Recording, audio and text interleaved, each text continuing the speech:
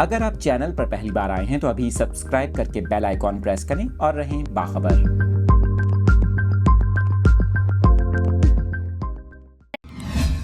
آپ کے ساتھ لیٹسٹ اپڈیٹس شیئر کریں گے۔ لاہور کے مختلف علاقوں میں تیز بارش کے باعث جل تھل ایک ہو گیا۔ گلبرگ، ماڈل ٹاؤن، جوہر ٹاؤن اور ڈیفنس میں موسلا دھار بارش کے باعث موسم خوشگوار ہو گیا۔ آپ کو بتائیں کہ اندرون لاہور کینال روڈ، مغل پورہ اور ریلوے اسٹیشن کے اطراف بھی گرج چمک کے ساتھ بارش ہوئی۔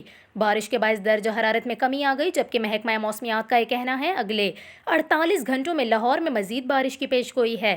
دوسری جانب آپ کو بتائیں محکمہ موسمیات کے مطابق 1 اپریل سے ایک اور مغربی لہر ملک کے مغربی اور بالائی علاقوں میں داخل ہونے کا امکان ہے، جو 4 اپریل تک خیبر پختونخوا، اسلام آباد، کشمیر، گلگت بلتستان اور بالائی پنجاب میں برقرار رہنے کا امکان ہے۔